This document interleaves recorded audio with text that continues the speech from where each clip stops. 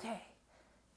Watch Veronica, they said. It's the scariest movie ever. I can't even make it through half of the movie because it's so scary. 100% of Rotten Tomatoes. I'm sick of y'all overhyping movies, okay? Stop it.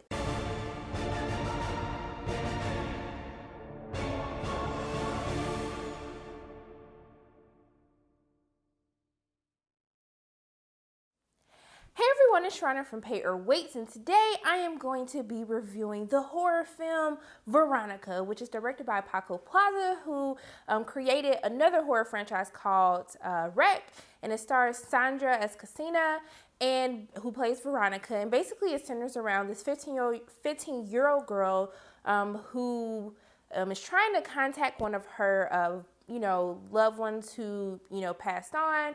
And basically she convinces her friends to help her do so by using a Ouija board. And then instead of contacting the person she was trying to contact, this other demon comes in and it's just ruining Veronica's life, okay?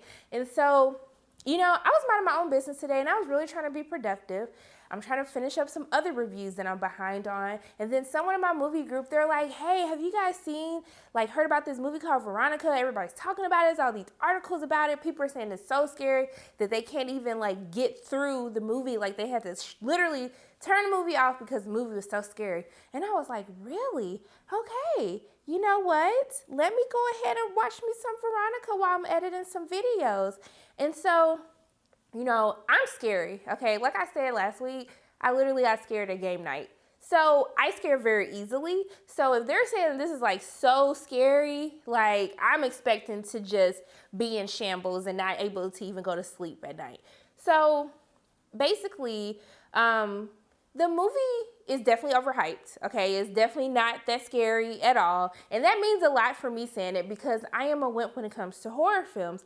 And so, but what I will say is I was still entertained watching this movie. And so some of the things that I liked about it, the majority of the story is centers around Veronica, and I felt like the young woman who portrayed her character, she did a very good job acting-wise. I think that her siblings in the film, she has a little brother and she has two little sisters as well. I think they did a fantastic job, especially for them being child actors and for this being a horror film. And the little kids weren't the creepy little kids, they were actually acting as normal children. And so, this film is based on a true story of the death of a young girl that happened in 1991 in Madrid. And it's based on the police report from the detective who was on the scene and who saw this paranormal experience happen. And so it's one of the first recorded police reports that has that acknowledges that something paranormal happened to lead to this death of this young teenager. So what I liked about the film is I felt like I was just really invested in the story. When you hear it's a true story, you kind of want to pay attention more to what's happening. And I really felt sorry for this young girl. She's basically taking care of her entire family. Her mom has a bar or a restaurant, so she works until the wee hours of the morning. She's practically never there. And so basically this young 15-year-old woman she's like a single mother raising three little kids. And so, as you're watching the movie, you're just oh my gosh, this girl doesn't even have a childhood because she literally has to spend all her time watching her siblings. And so when you start to see I don't know if you want to call it possession or whatever, when the demon is basically trying to get control of her, she's trying to talk to these people. She's trying to talk to her friends. She's trying to talk to her mom, and nobody's listening to her. And so as you're watching the film, you're just half of this stuff could have been avoided if your friends weren't trash and if your mom wasn't trash. And that's why I just felt so bad. I was just this could have easily been avoided. And so I felt me connecting to the character more and actually feeling sorry for Veronica, just outside of the whole demon thing, just her life was it just wasn't fair for a girl this age to be going through all of what she was going through.